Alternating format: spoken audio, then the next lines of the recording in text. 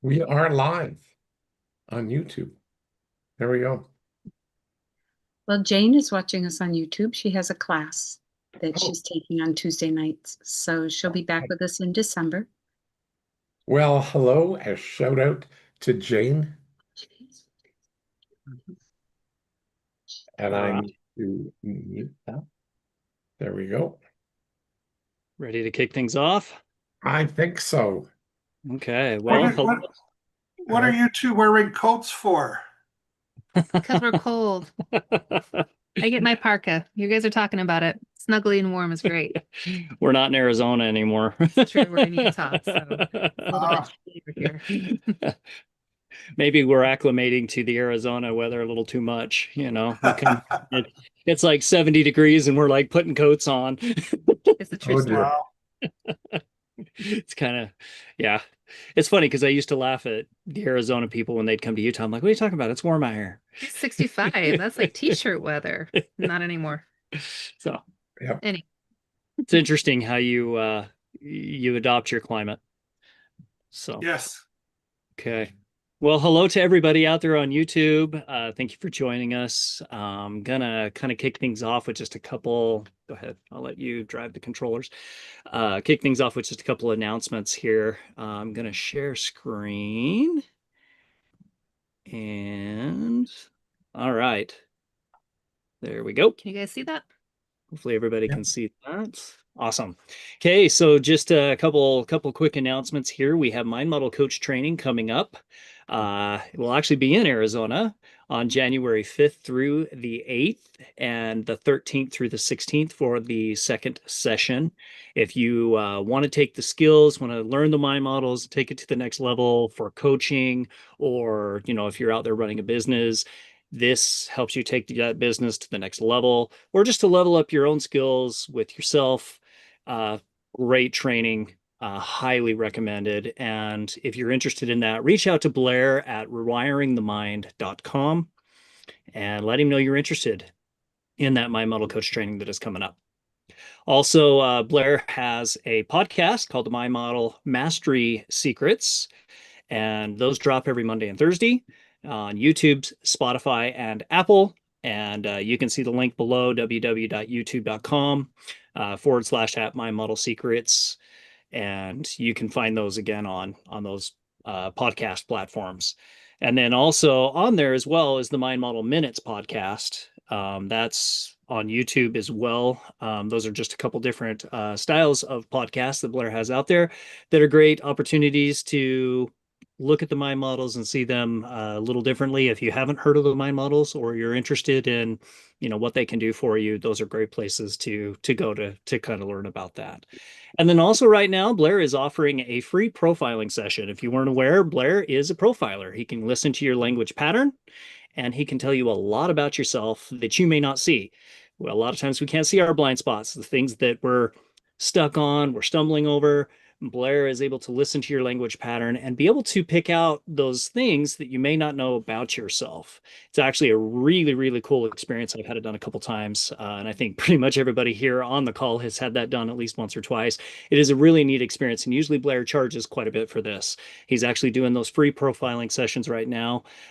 If you're interested in that, go to the linkedin.com /n/Blair Dunkley 1 and let Blair just put in their profile, let him know that you're interested in that profiling session, and he'll reach out to you about that.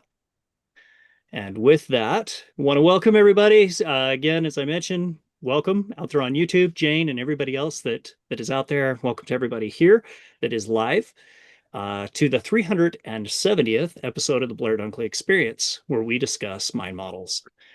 Mind models are a collection of extensively tested thought frameworks, skills, and behaviors that enable people to transform their lives intentionally. Your host for this evening is Blair Dunkley, the creator of the mind models.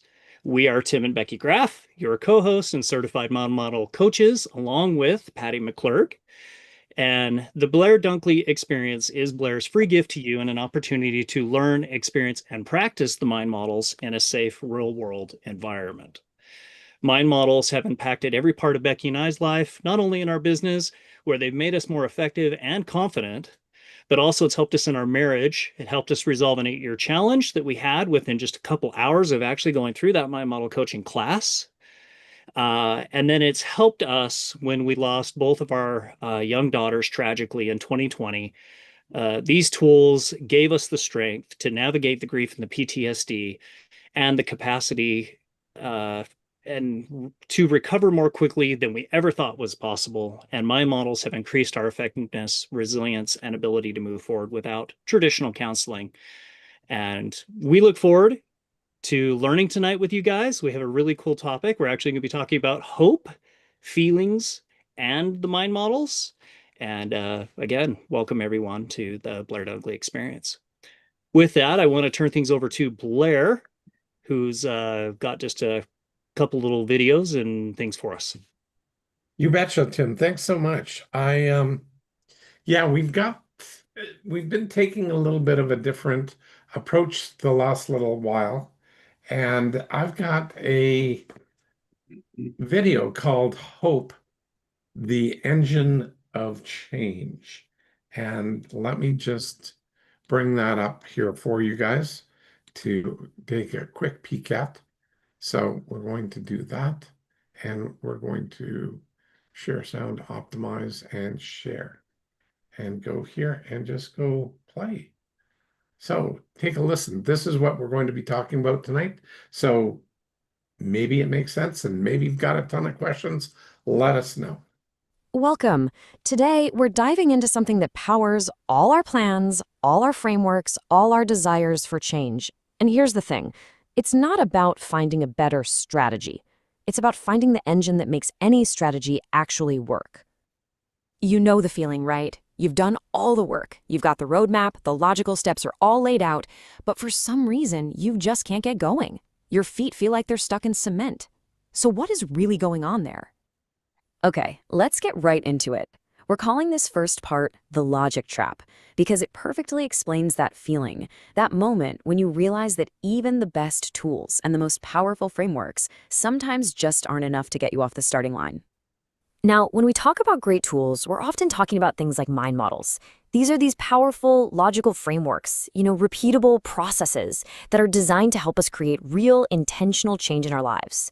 On paper, they look perfect. They should be all we need.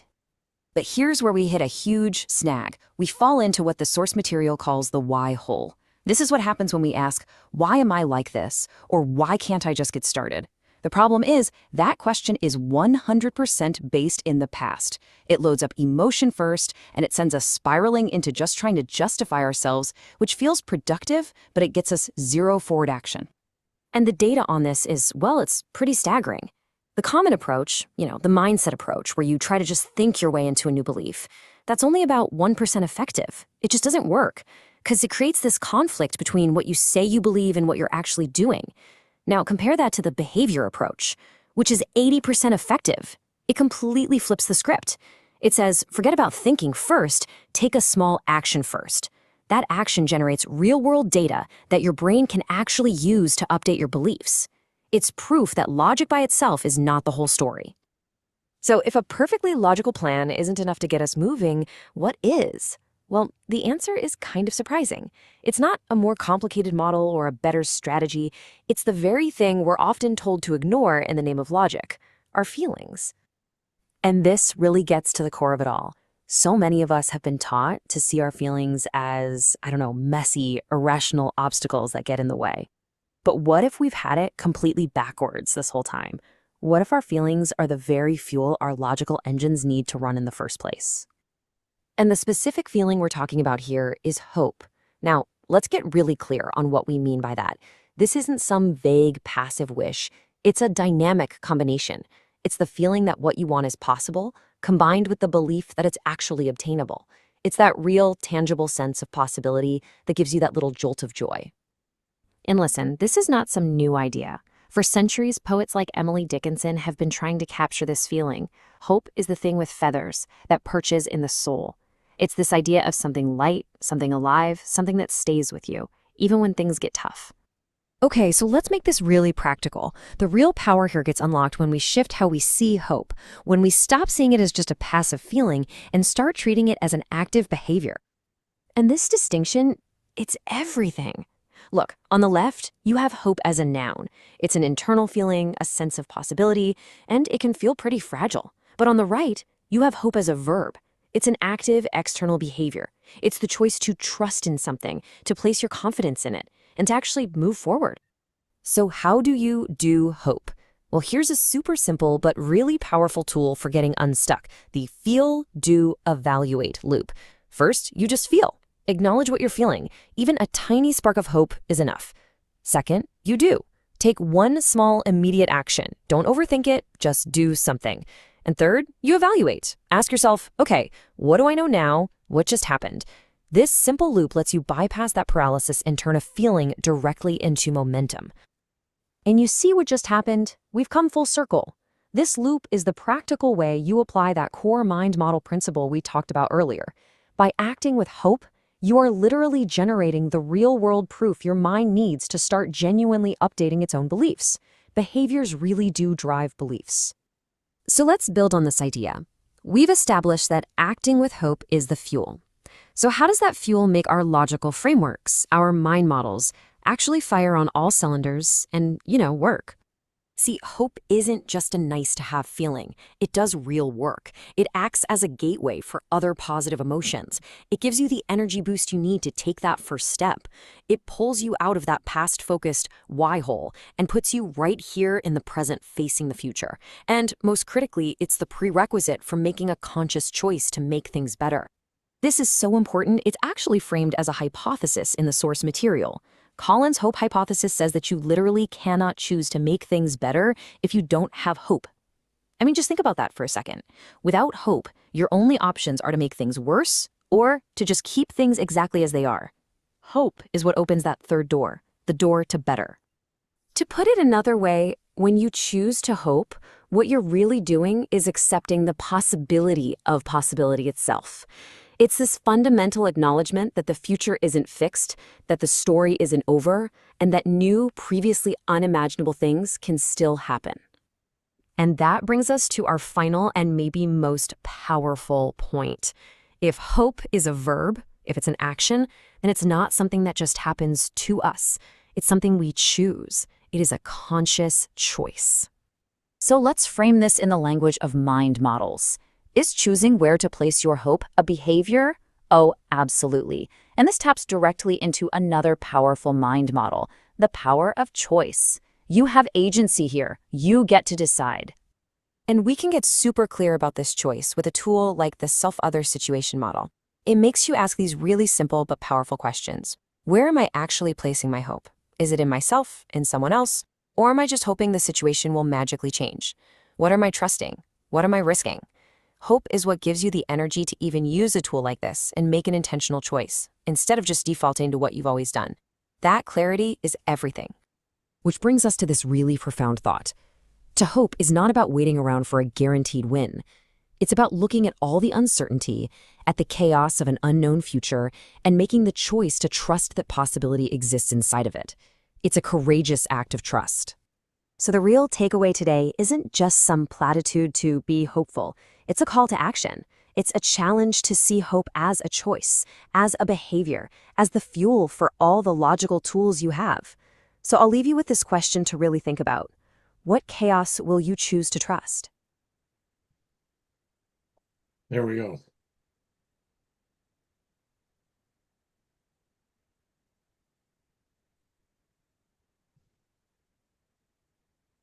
Welcome, Jacqueline.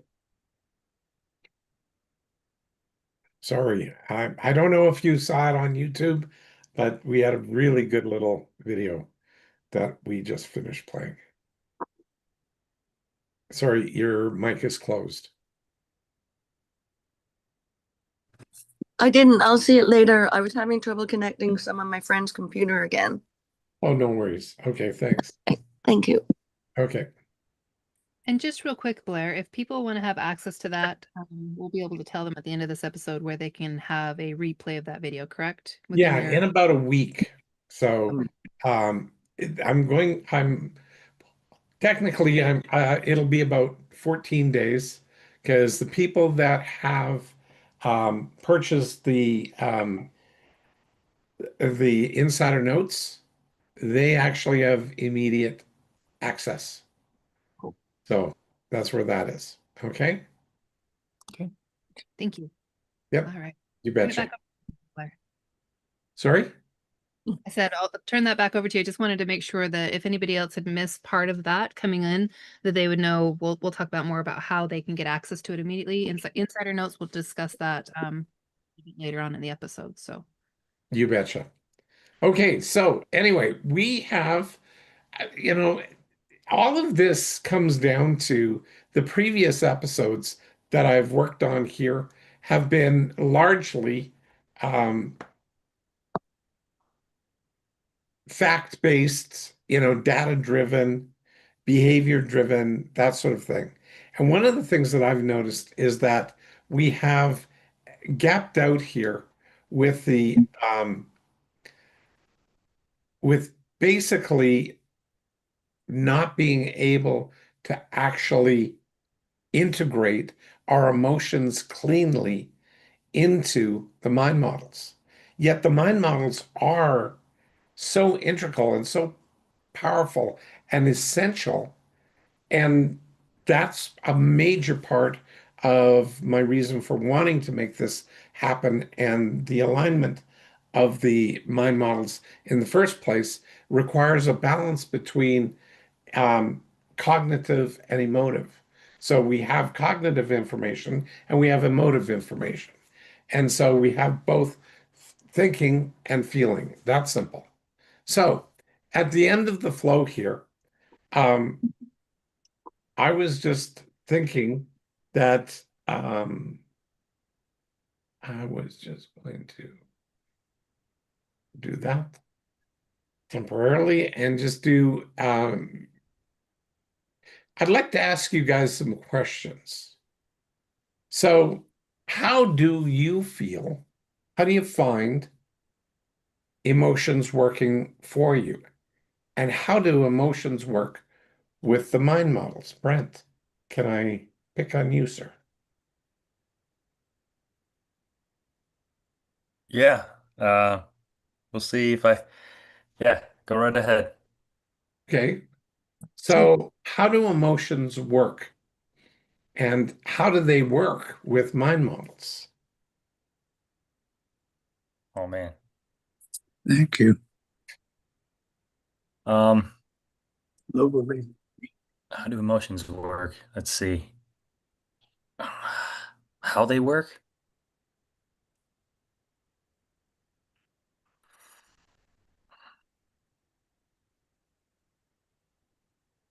Yeah. I am I am a little slower on thinking right now, but I think the emotions, I'm trying to put it together. The emotions work, how they work. Yeah, you gotta ask somebody else right now. Yeah, Okay. Okay. I'm a little stumped right now. Okay. Thank you. Thank you though. Sure. No worries. Leslie, do you have any thoughts on this? Um, well, I know I'm an emotional person, and things things can affect me very quickly, um, giving me strong feelings. Mm, And um, it's using the mind models have helped me control my emotions. I'm trying to self other situation has certainly popped into mind when I've caught myself um, where I've been conscientious and wanting to do something about the emotion that I'm feeling at the time. Other times,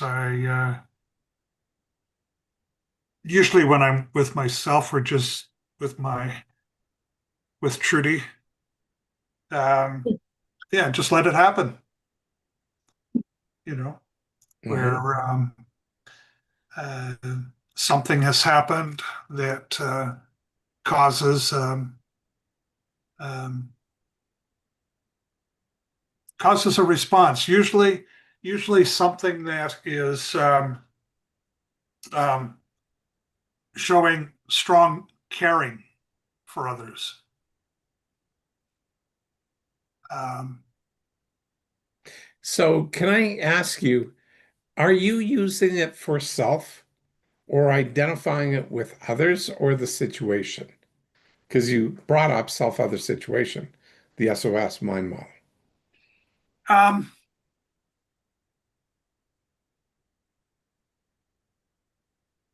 no, we've talked before how self-other situation can evolve, Yep. and it's not always in that order of self-other situation. Correct. Um, certainly, I'm cognizant if the situation is outside of home, in a meeting or in with a group of others. It certainly um, constrains or controls or directs how you're going to um, allow yourself respond Well, to others. isn't that down to appropriate as the time and place? Yes, Yeah. So that is part of what we do is we behave appropriate as to time and place. I would agree So to that. uh, that's one of the uh, fundamental underpinnings of the mind models. It's everything has to be as appropriate as the time and place.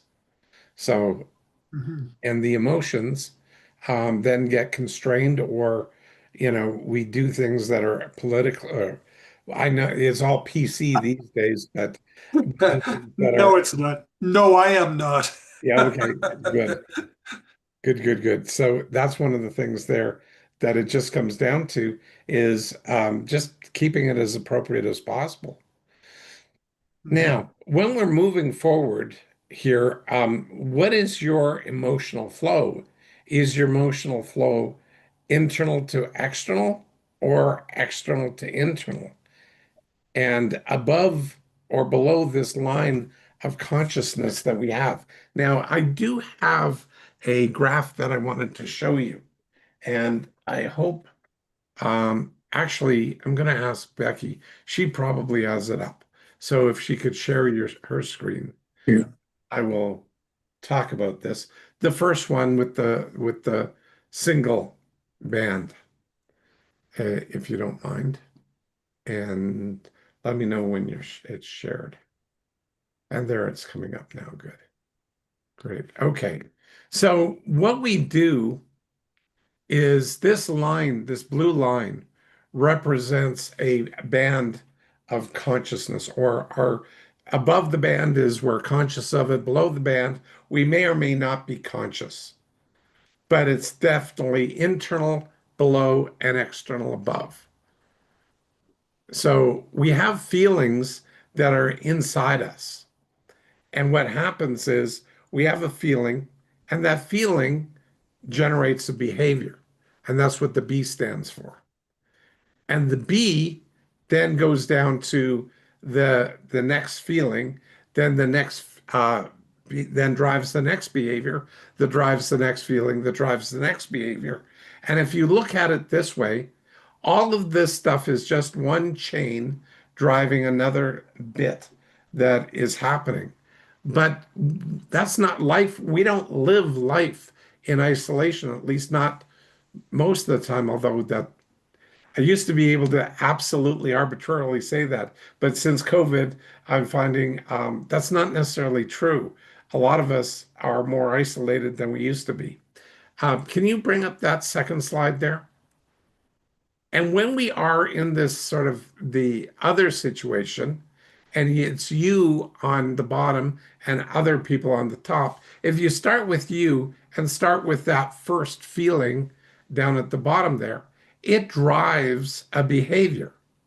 So that first behavior actually, to somebody else who's witnessing that, perceives that, and that initiates a feeling which then drives their behavior, but you are also feeling something simultaneously to them behaving. Actually, no, it actually drops right down to the second feeling for you, right at the bottom. Yep, right there, Becky. So that's where it goes. Okay, so, and then you'd have to take a look at that. But now you're also witnessing the other person's behavior, but you're being impacted internally from their external behavior that they're doing up there. That's right. And that drives a feeling for them, but it also drives a feeling for you. And so if you're behaving next, then what happens is it keeps on going back between a behavior to a feeling of somebody else's is having a feeling about what you behaved. And, it's either an alignment or it's not, but you can clarify that through intentions and whatnot.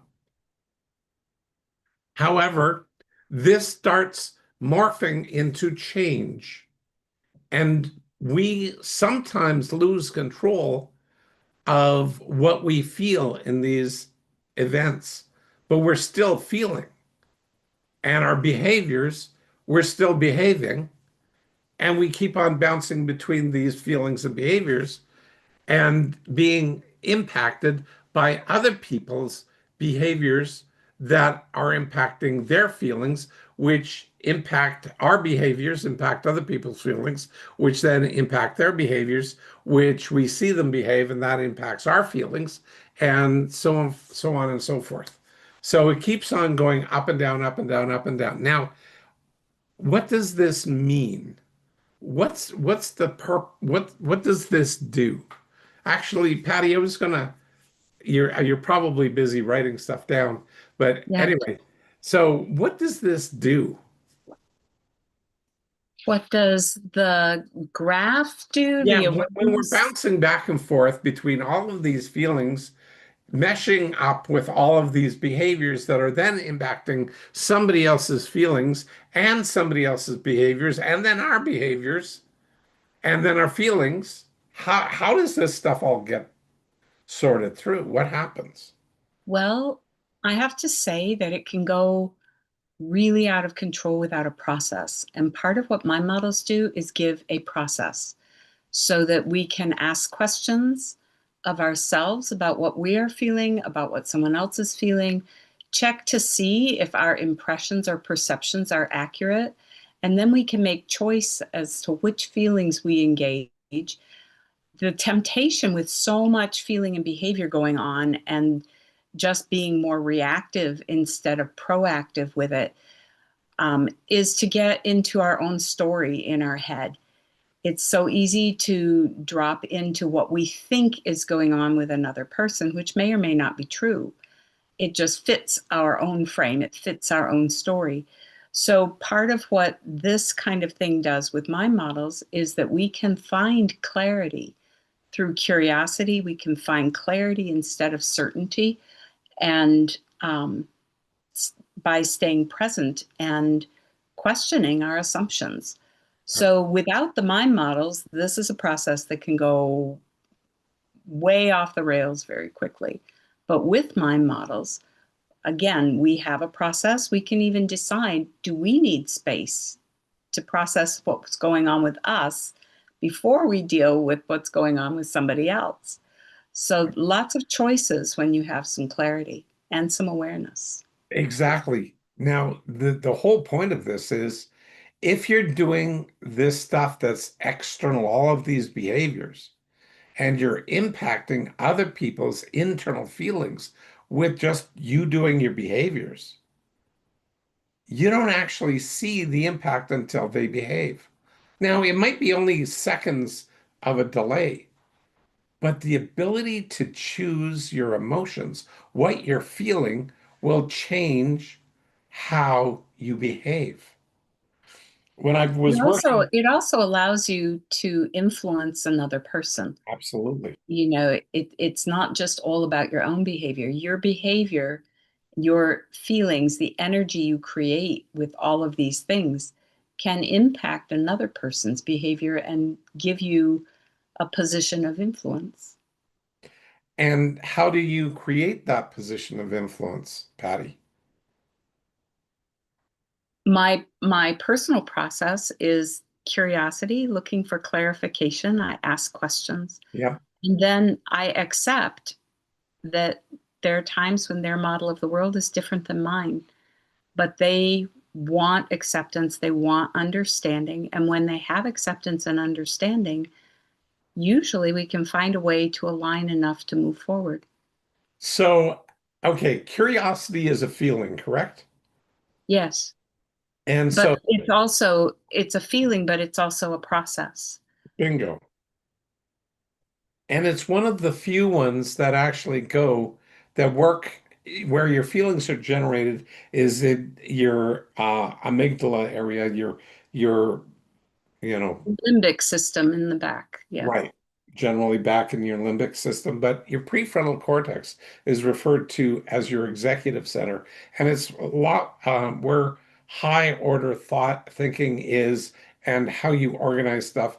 That's what it goes through. Now, a lot of that also is when you choose your behavior, and it's not just reactive like fight or flight. You choose your behavior, and you can actually make a choice to feel a feeling because we have more than one feeling at one time. Mhm. And we can then choose which one of those feelings we want to react to. A great little story that I tell people is one with my daughter when she was 2 years old. She was screaming and yelling, and we were trying to get out to the vehicle. And I took her by the hand to try and get her coat on. She didn't like that at all, so she was pulling back hard on my arm or on her with her body and arm and whatnot. And I didn't want to let go because there was a display that had a metal edge to it that if she went back, she'd either ram the back of her spine or the back of her head into the corner of that, and that could have done great damage had I let go. Um, so I didn't want to do that. Anyway, she started crying because she said that it hurt. Well, we got her jacket on, we got her into the vehicle and went home. And on the way home, she continued to cry about the fact that her arm was hurting. Um, it was unlike her to be doing that. So my wife and I decided to take her to the hospital to see if there was something else the matter. Maybe she'd broken her arm by the struggle or something weird like that. But arms at that age are very, very flexible. Anyway, we went in and we got her checked out, and it was actually um, little kid's elbows. She was 2, and her elbow has this socket that has a tendon that goes around it, and it hadn't quite capped out to lock it in place, and so the tendon had popped off, and that gave her a great deal of pain. So the doctor just snapped, like, showed me what to do, and he did it. But he said, just do this move, and it's a rapid twist. And he said, in either direction will work. And you just hold the arm basically straight and twist quickly. And all of a sudden, that popped back in. And within seconds, she no longer was crying. Now, I felt like a horrible father, but I had to evaluate my behavior. You know, was it intentional? No. Was the need to keep my daughter safe the key thing here? The answer was yes. Now, I was also very angry with her. And so I had a lot of choices that I needed to go through in my head. And I asked myself, actually in the car on the way to the hospital, um, you've got a lot of emotions here. You're very angry, you're upset, you're frustrated. And I said, what else? What are my feelings that I have towards my daughter? And the big one that popped out is, I love my daughter. And I go, which emotion do you want to behave from? Emotions can drive behaviors. And so what I wound up doing is choosing love. And my tone changed, my attitude towards her changed, my sensitivity towards her changed, everything about my countenance changed. And she started calming down and was just having the pain because it wasn't now a punishment from me, because I dealt with that emotion of trying to be punishing or aggressive towards her. Instead of that, I chose to be loving, which I love her to bits. So that was easy for me to be able to do and focus in on that.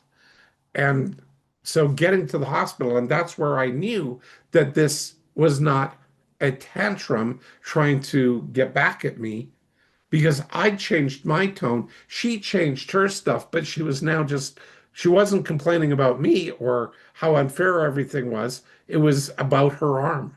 And that's where we knew it was a physical issue, not a behavioral rebellion against her father. So it became very, very clear with that. So that was wonderful to be able to know that I could choose from real emotions I'm having at the moment. But because we have more than one emotions at one time, we can choose. And it's which one do we choose to act on? And I chose to act on love. And that changed everything. And Patty was talking about choosing to act on curiosity, because we can. And there's so many times with clients that I've gone into situations and I've asked them, you know what, you're having your partner is getting backed up or reacting to your tone. Just put the word curiosity in your head, then ask the same question again and see what happens. The tone shifts, the behavior, the delivery, everything changes because the fundamental emotion that is driving that just has changed. Anyway, um, welcome, Colin. We uh, we Hello. we acknowledged your hypothesis of hope in the little video that we played here, and hope is the feathery thing, the Emily Dickinson poem. It didn't quite fully make it into here, but it did. The title of it absolutely did. So welcome. Anyway, Glad to be here. Colin, any comments so far on this? Well, I missed a lot, but I mean, just on the story you were sharing, I did have an experience recently that came to mind as you were sharing that. I was in a call with, I think it was a group call I was in where somebody was suggesting that it was, you couldn't choose your emotions, that they just happened to you, that wasn't a capacity, and then um, we were exploring, well, can you choose to feel anxious? And yeah, actually, that one's pretty easy. And they're like, oh, well, that's interesting. So there is some measure of choice involved, and that's just what came to mind with that. It's easy to choose the negatives, and but that suggests something about our capacity to choose how we engage with our emotions. It certainly does. And it also chooses our perception of what's possible within ourselves. Well, I think that there needs to be some clarity around this, ability to choose your feelings. The the feelings frequently happen to us. They're very organic. They hit us sometimes like a wave, depending on what's going on. It bypasses it, it hits our perception tiny, tiny fraction of time before it hits our prefrontal cortex. And so when somebody, like when Colin's saying, people are saying, well, emotions just happen, Emotions those feelings do happen, but it's what we do with those. And when we name and label them, when we acknowledge them, when we look for, okay, and curiosity, what else am I feeling? Is this the only thing I'm feeling? What happened before this feeling?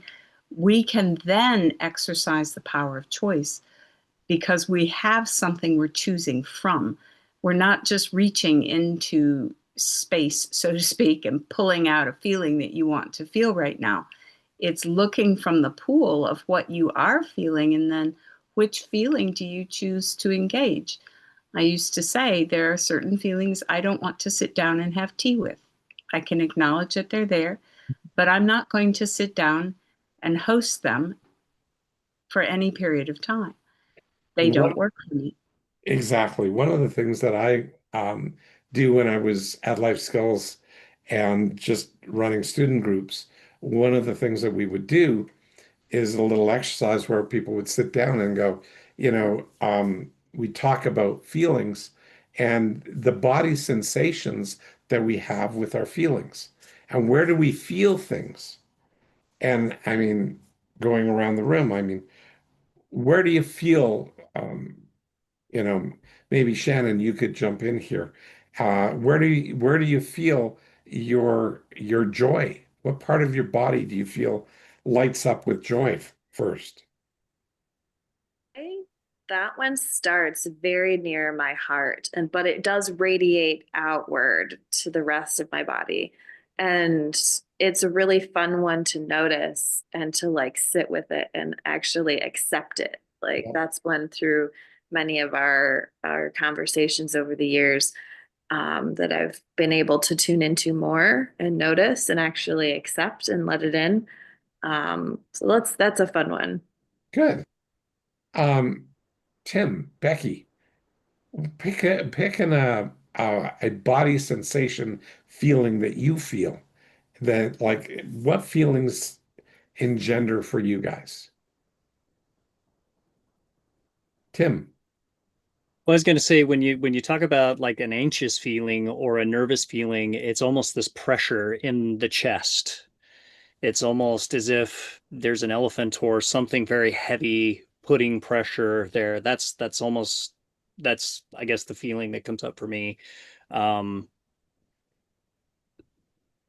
I just say that's kind of an obvious one that shows up, and usually when I get that feeling, um, I have practiced going, okay, um, how do I engage with this? How do I move forward? Because usually it's an area for me to lean in and to face that uncomfortable thing because I'm going to grow from it.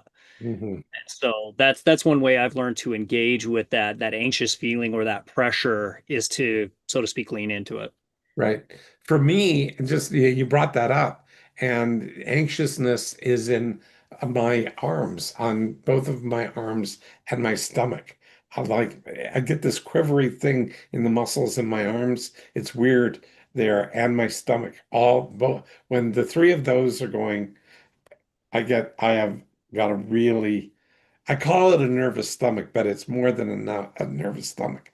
It's like it's all there, and the arms are twitching practically on me for that kind of anxiousness. Yeah.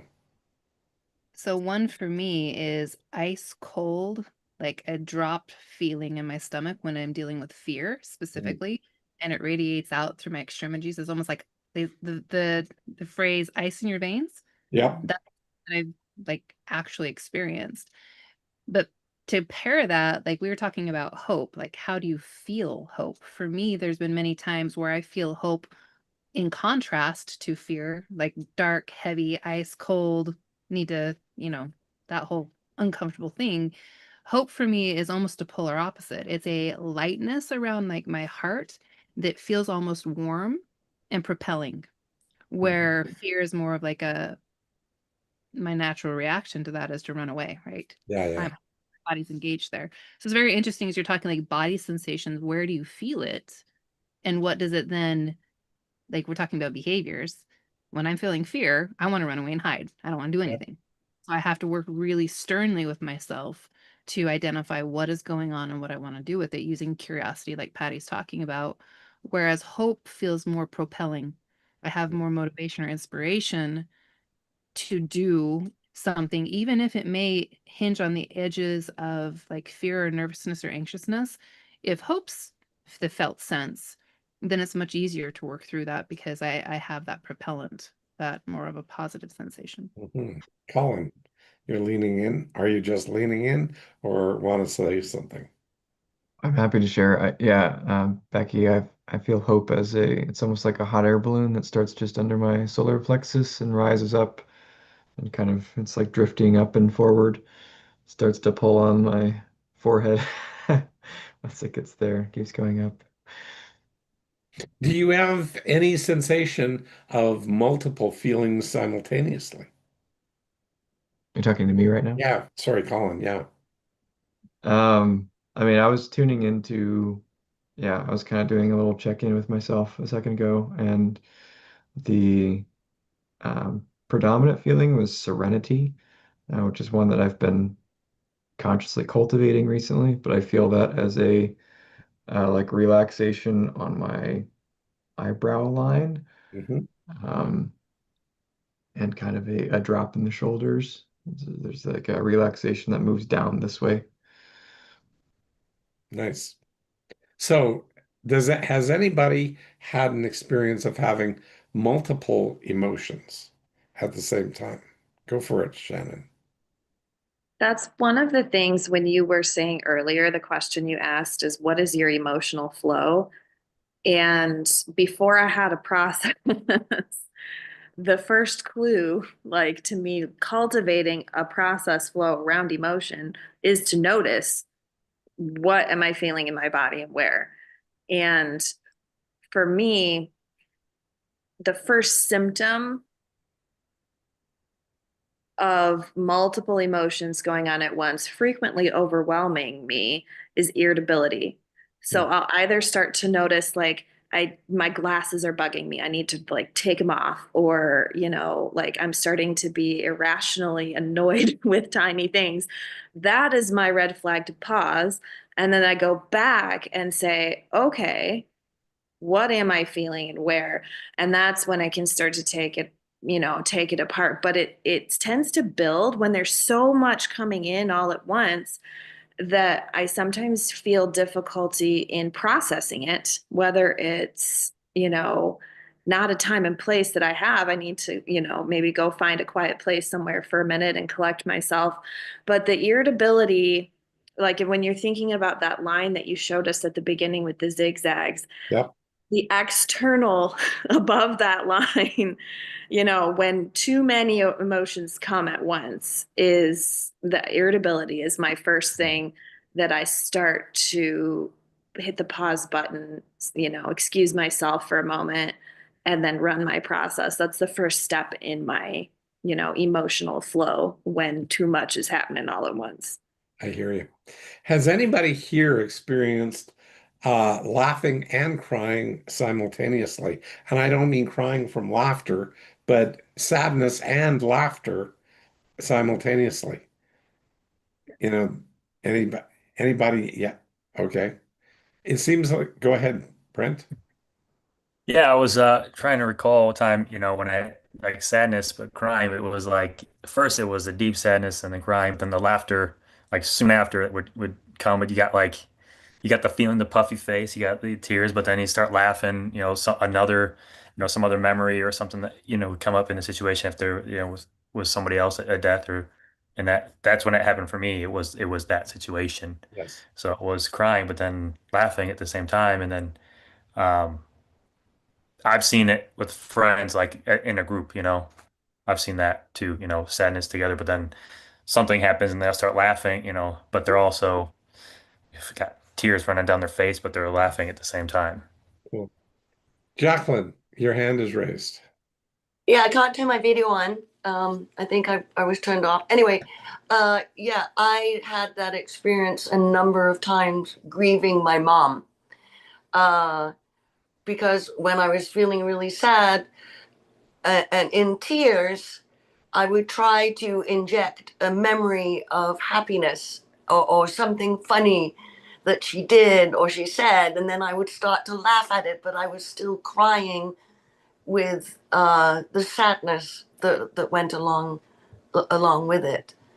Yeah, and I really had to practice it at bringing the, uh, the good thoughts into it. So I was grieving, but also remembering and to some extent reliving a joyous moment. So yeah, that happened quite a bit with my mom during the grieving process.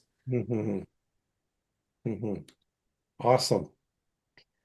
So one of the key elements here is this whole ability to start working at describing our feelings. And when we can describe our feelings and name and label them, what does that do for us? So, Patty, your mic's open, so I'm going to throw the ball to you. What does describing our feelings Yeah, do for what us? happens when we describe our feelings? Like It naming, brings labeling. them, it brings them from an internal place into an external place so that we can name and label them. To me, those two kind of go hand in hand. Mhm. Without the names and labels for the feelings, for example, you're talking about where in your body do you feel certain things. I feel sometimes an intense conflict will give me, I'll just feel sick to my stomach. I'll Right. just, I just want to throw up. And my chest will get very tight. Just keeping those things inside just makes me sick. When I stop a minute and say, okay, what am I feeling? I'm feeling sick to my stomach. I'm feeling this intense dread. I'm feeling like an elephant is sitting on my chest. When I go from that, it's like, okay, what's going on right now? Well, I'm afraid. I'm anticipating conflict. I'm overwhelmed. And when I get to that, then I can say, okay, what do I do with those things then? It just takes me down the line, step at a time, step at a time. But it takes me out of that internal place where there can oftentimes just be a storm of things going on that I have no way to unravel until I begin to describe feelings and name and label. When you are in that storm, do you do you know how to find what's real and what's reality? Like we use reality here as this internal state that may or may not be real, that it's our perception of what's going on. And our perception may or may not be accurate. Mm-hmm. And so, again, just back to real versus reality, do you have some way, or how do you use the mind model, real versus reality, to find your way? I check in with myself and ask what's real right now. Sometimes those overwhelmed feelings come from feeling threatened somehow, that my safety is at risk or the safety of someone I love is at risk, and I'm feeling a great heavy sense of threat. And when I look at that, I'm like, okay, what's going on right now? I'm actually safe right now. I'm fed, clothed, sheltered. I'm not on the street, so I start with, where am I? I start with grounding myself in what is externally verifiable. What can I see? What can I touch? What's actually happening right now in the present, instead of taking all my feelings as, and I don't want to be misunderstood when I say this, but my feelings are not always the same as truth. Are my feelings true? Yes. But my feelings are not the same as truth. So Just because I feel unsafe doesn't mean that I am unsafe, or I feel overwhelmed doesn't mean that I need to stay there. So the feelings are true, but they're not truth. And I attempt to look for what's real and what is truth, and then move from there. That's huge. I totally concur with that. I was doing,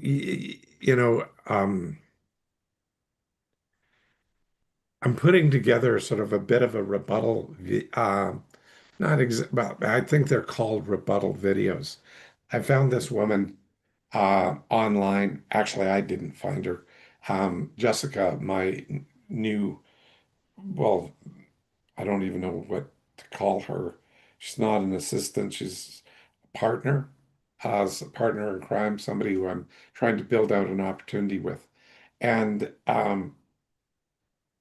she found this thing, this lady talking about, um, geez, it's a fancy word. It's a type of OCD, where you're constantly checking in with yourself to see if you're right, if you're doing the right thing.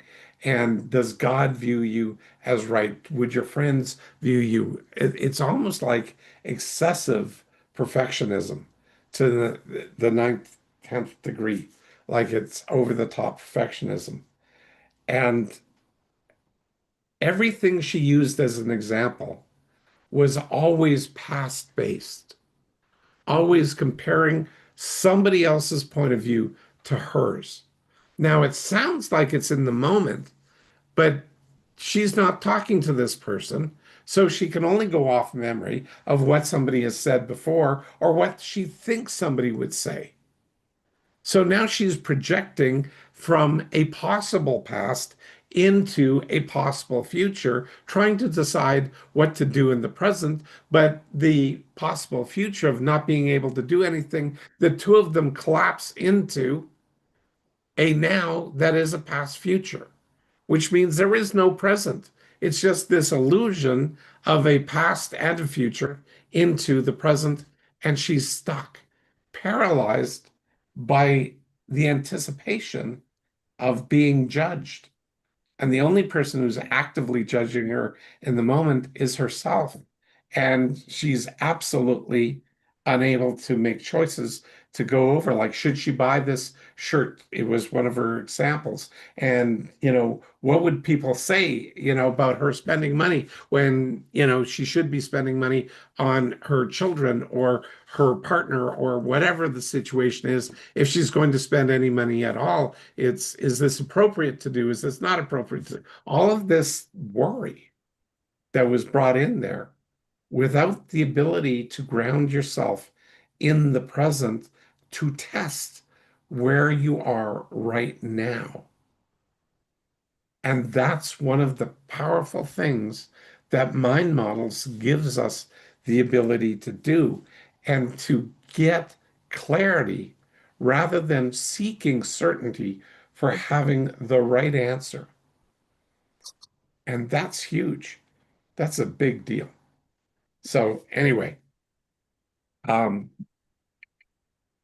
So does Blair, anybody have any final words here on well, this? Sorry, go I was ahead. just gonna ask, so with the context of what you just shared with us, where does hope reside, or how might she, this woman who's caught in this fancy name of OCD, whatever Yeah. it may, how might she tap into hope, or how could she potentially use hope to help her work through that type of a thing? Well, one of the things where we get inspired by hope is it tends to bring us into present facing, like into the present of where we are right now, moving forward, not thinking about the past. It's like I have to find myself somehow being grounded in something right now. Because if I don't, it's worry. Mhm. So hope requires an element of being present with yourself and the situation in this moment, and then finding a path forward from this. Like, and hope is really crucial for possibility thinking. Because if we don't create possibilities with hope, do we create possibilities or do we create anticipation of worry? Like Colin, you said it brilliantly. You know, how you describe hope is this thing, this welling forth that goes in a direction and it's uplifting. Well, everybody describes hope in one form or another as being uplifting and in the present. Well, when we don't have that, we can't run into possibilities of what's possible. And we do live in a chaos, like the chaos of the present, where we don't know. We don't have certainty, but we can get clarity, Colin. Yeah, I just wanted to throw in there the uh, this kind of struck me when we were speaking the other day, the idea that hope is, or at least it can be, the acceptance of the possibility of possibility, the idea that the future is not fixed. So to your point about certainty, certainty eliminates that. And the certainty says the future is fixed. Doesn't really matter what you do, it's all deterministic. But hope says things might be different, even if you don't know how they're going to be different or how they could be different or what that could look like or how that could be possible. It's the sense that Yeah, something is possible. Things can be different than how I might imagine them yeah, or how they look. absolutely. That was in the video, that line of it's the possibility of possibilities. And that's a very, very powerful thought, very powerful statement. Because That statement also makes the unknown friendly. exactly, Well, you know, the a lot of people are afraid of the future. And yet some of the people that are out there are driving forward, creating possibilities and the possibility of a better future is what drives them. And that's what drives all of us to have a better day tomorrow. What might we do to improve our lot in life or to help somebody else improve theirs? These are critical pieces just moving forward. So, anyway, Well, I I think think that we ought to transition. If anyone has any last comments, we could make them now, and then we'll transition to wrap up just for the sake of time. So, absolutely. anything going once, going twice? Hey, Patty, the only other thing that I wanted to bring up really quick, and I know this can go into a deep conversation, but one of the things that got brought up the other day is there is a difference between hope and want. Oh, yeah. Want, I think people get stuck a lot of times in the smushing of hope and want. And when we don't get what we want, we tend to throw baby out with the bathwater. All hope is gone, and there's, there's no hope anymore. And we Right. got to remember that there is a distinct difference between hope and want. And So, not, what I'm hearing yeah, you say is that it's possible to be hopeful even when you don't get what you want. correct. Yep. And I think that that's where hope shines. When we understand the distinction, we can utilize it more effectively in our worlds, understanding how hope can be the fuel and the engine for different outcomes, different possibilities to be more resilient, Yes. and how we're experiencing and navigating the things in our lives that come out of the woodwork when life just happens, the universe decides it's going to do what it's going to do, and things that we've planned for and we're hoping for don't work out. It's very easy to feel as if hope has been taken from us. But the reality of it is hope is a feeling that we can engender and grow.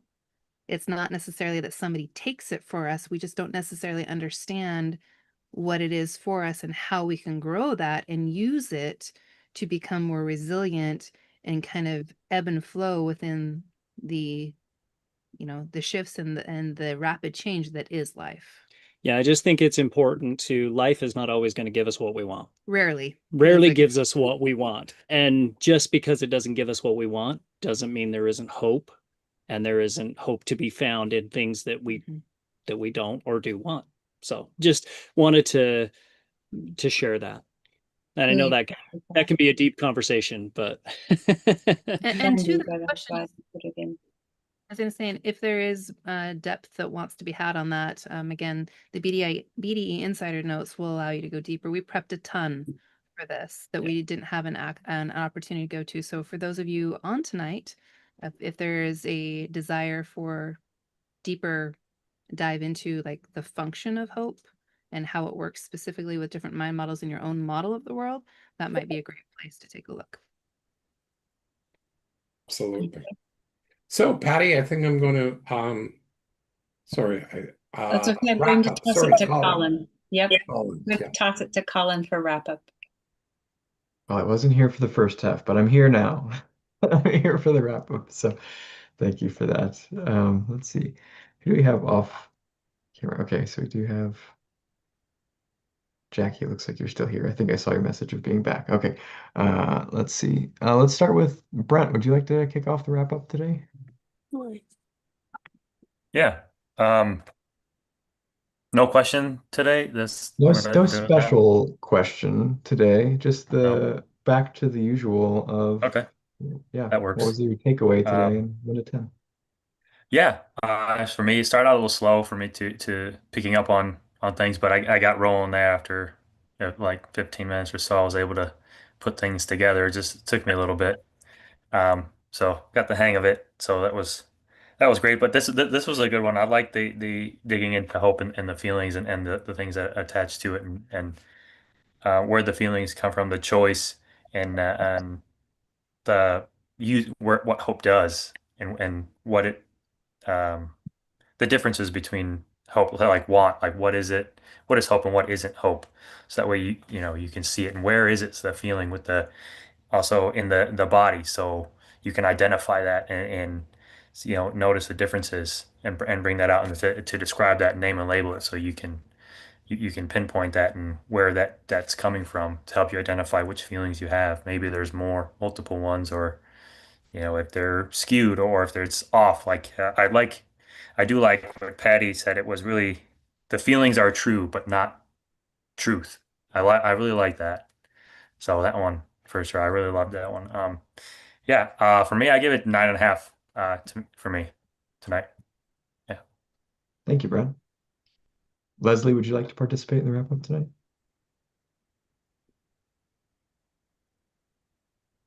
Certainly, thank you. I'm a little awestruck right now because there was a lot of value tonight in clarifying hope and clarifying feelings. I've got a number of notes here, but like, where do I feel my emotions and what emotions do I feel? I mean, that I don't normally think like that. So this is a whole new way of looking at it, that naming and labeling of it. It has happened recently that I did name and label an emotion.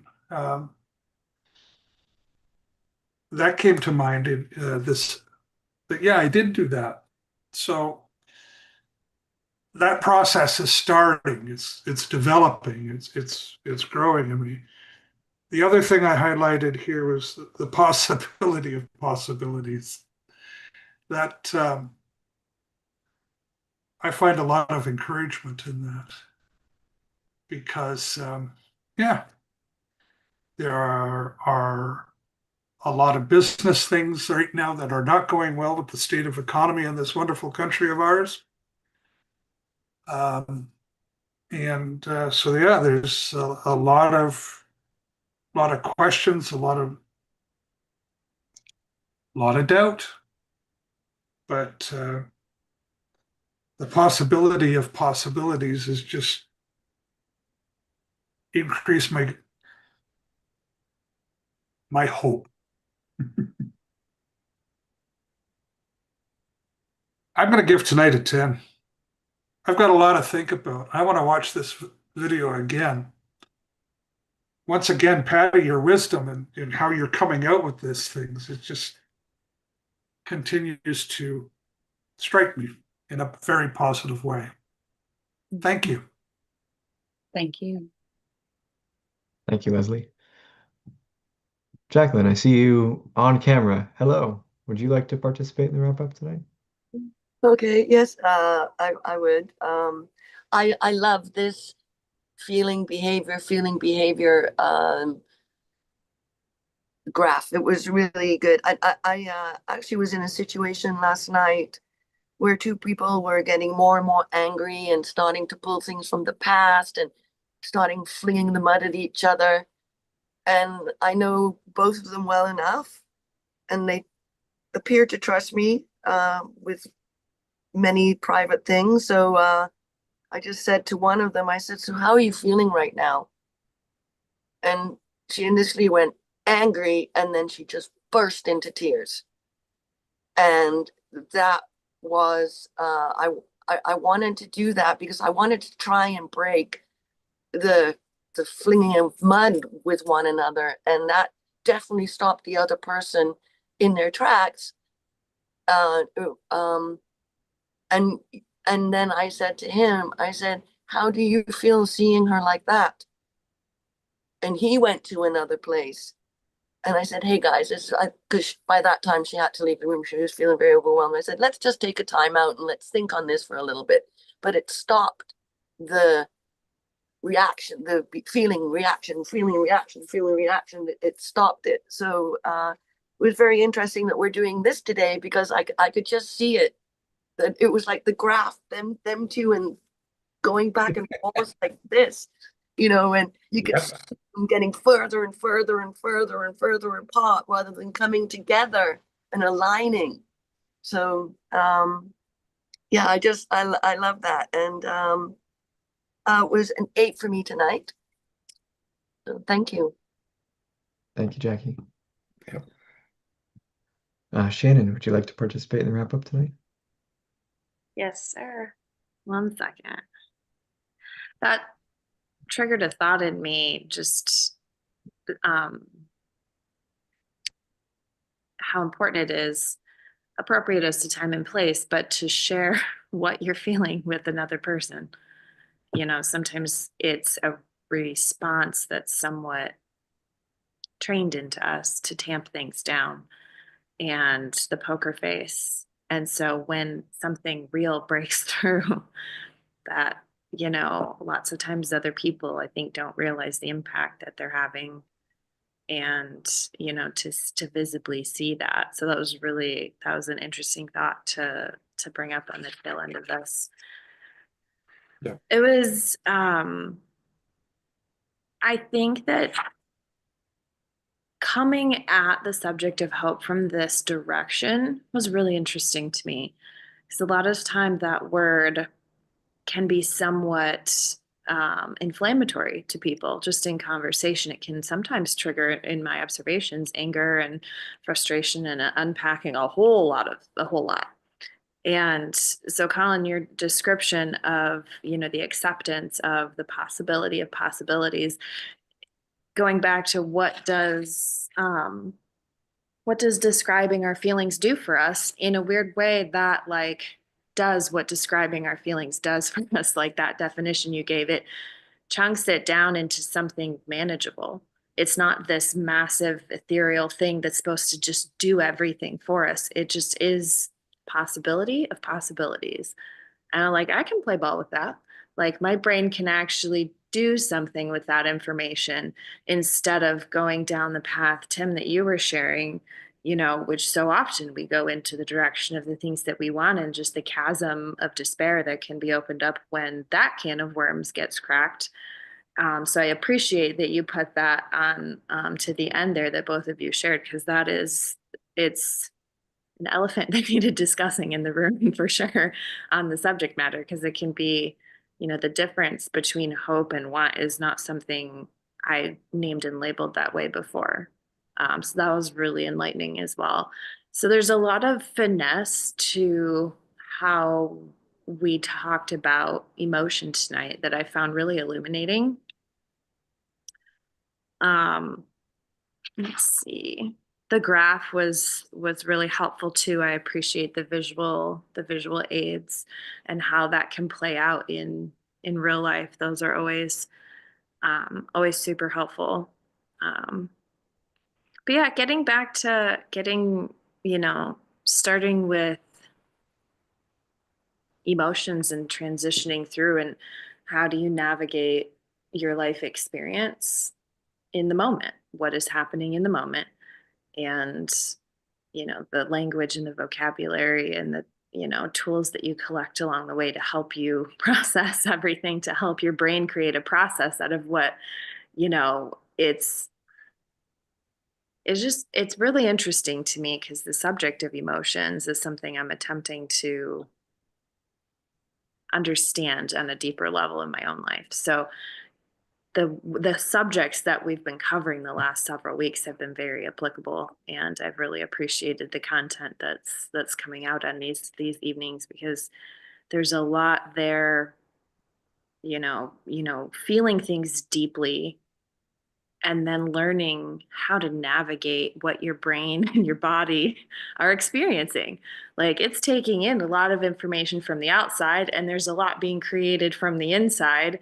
And then, okay, so how does your mind navigate, the brain and the body? How do we create a path forward? And it's essential tools. I mean, I honestly can't even comprehend how I made it to the age, however old I was, when I found, Blair and mind models, because it makes no sense to me how I survived.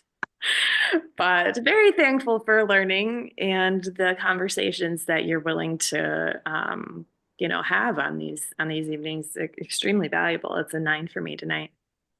Awesome. By the Thanks, way, I Jen. threw up in the chat the long name there of moral scrupulosity. I think that's how you might pronounce it. OCD. So anyway, Sounds like a psychology term. Yeah. yeah, really. It does. They're good with making up words. Let's see. I'll call on myself, I guess. I missed quite a bit here, but I came in on a point.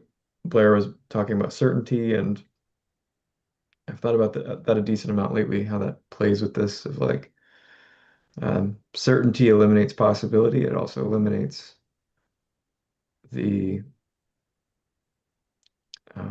it eliminates seeking feedback or seeking new information. Mhm. And I was thinking about how hope does things differently. Like hope is a seeking. You're like, okay, there's this acceptance or belief that things are possible, and then you're looking for them. Well, what is possible? Like what might happen? And so in that way, certainty and hope are they're opposites, at least in that sort of function. Yeah, I just found that interesting. I think there's a lot more to explore with that, but I'll leave it at that for now. And Jackie, what you said about that kind of ping-ponging back and forth, and how when you asked the person what they were feeling, just saying just the name and label, how powerful that was to just change everything. And just saying angry, and then all of a sudden that created possibility for change. And yeah, I've seen that in myself too. Just sometimes just naming and labeling what I'm feeling completely changes everything. It does. So powerful. It can be very powerful. Yeah. So thank you for bringing that up, Jackie. And yeah, even though I was only here for like half of it, I'll give the half I was here for a 9 for me tonight. Becky, would you like to participate in the wrap up tonight?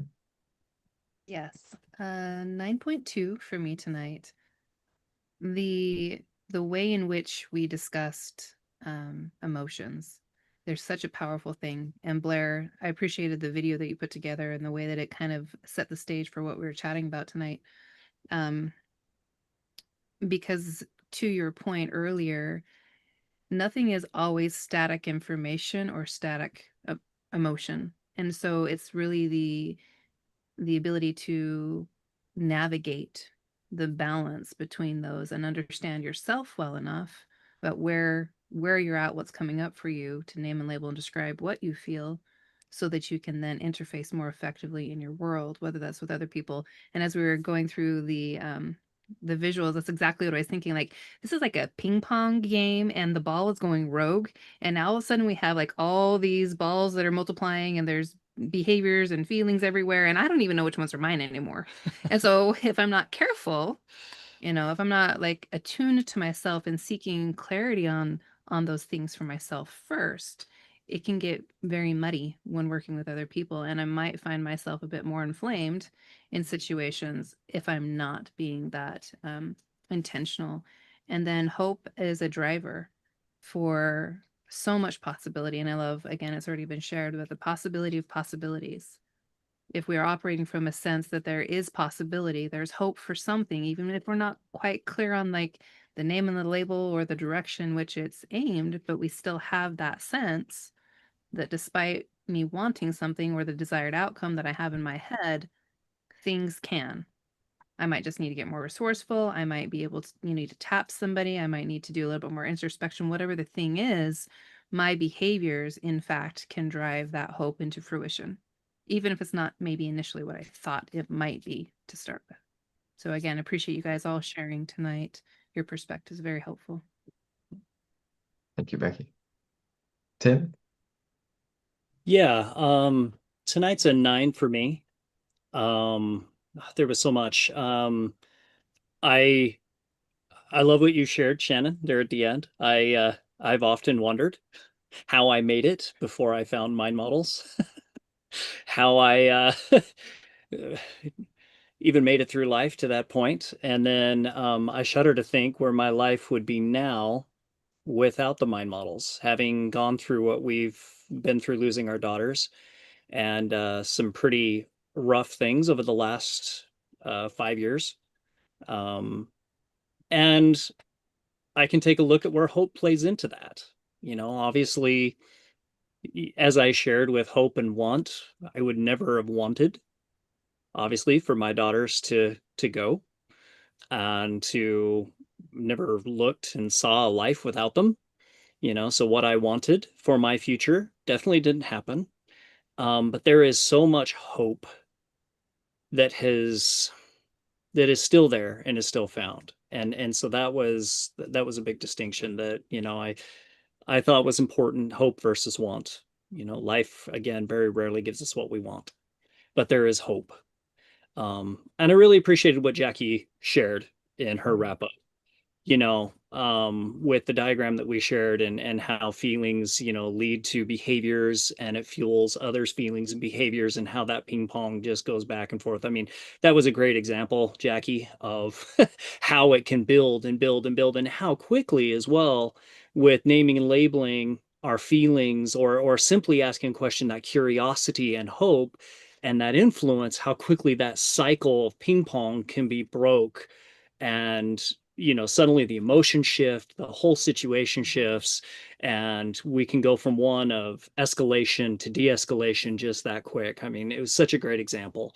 And yeah, hope is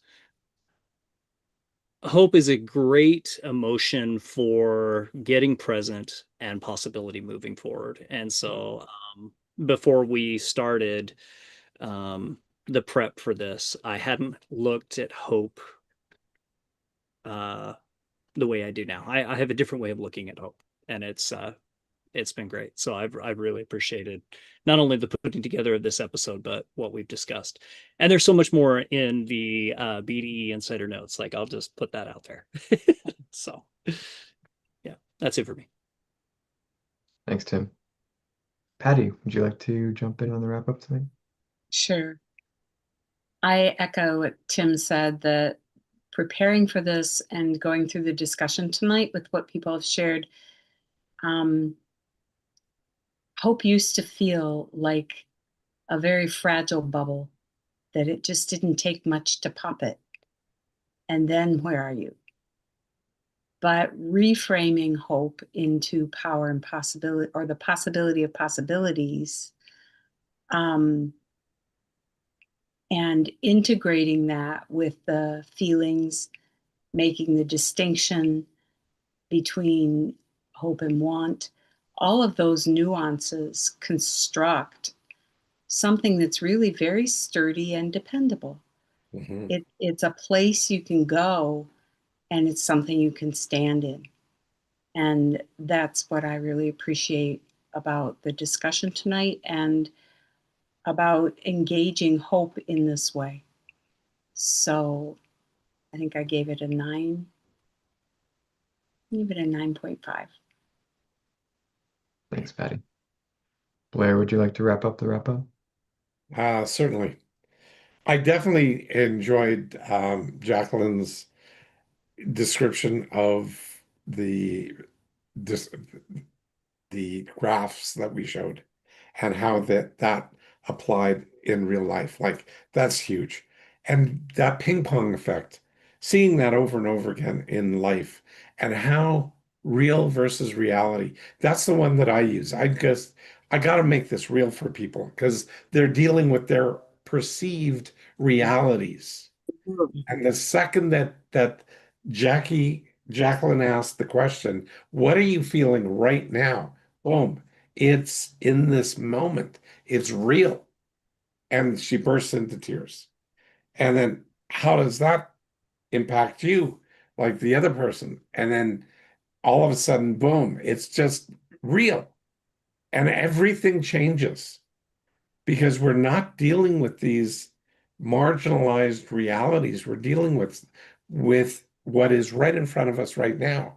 And the funny thing is, there is hope that comes out of that. Hope to not have taken it too far, that it is now recoverable, that there is a way to recover from whatever is and move forward.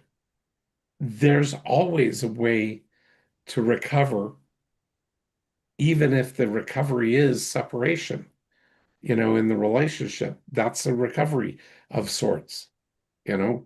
Um, it will always be like, we've talked about what is as one of the mind models. It's the big is. It is what it is. So it is. And acceptance, all of these things are huge pieces of what exists inside of hope.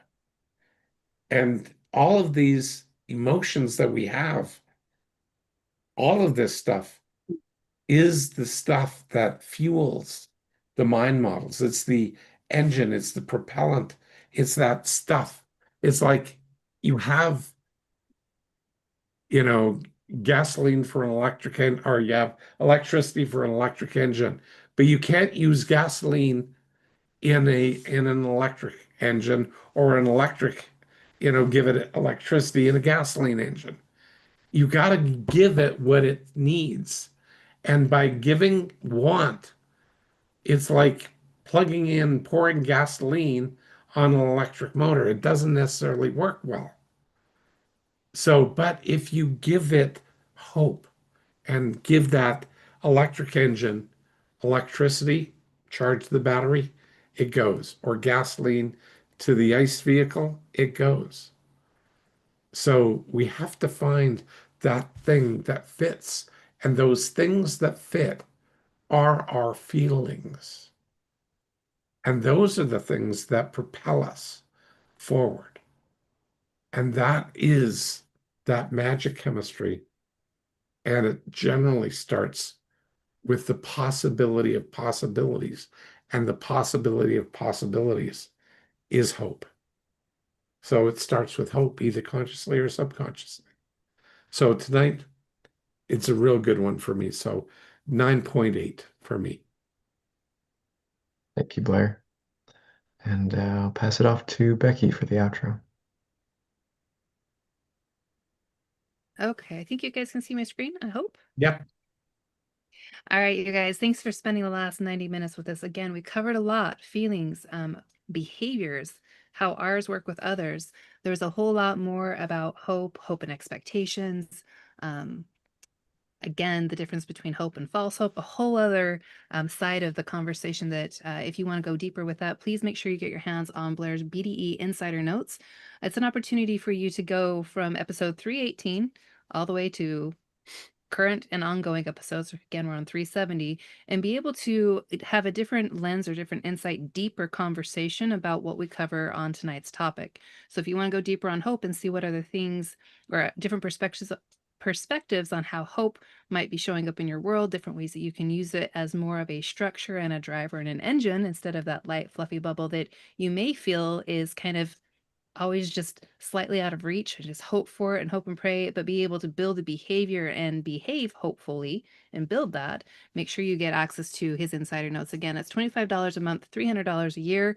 You can go to blairdunkley.com/BDE-insider notes to be able to do so. Highly recommend that as an enhancement to your BDE learning and knowledge. Again, as a reminder, as was mentioned earlier, if you missed it, Mind Model Method Coach Trainings is happening in person in Arizona, January 5th through 8th, and then 13th through 16th.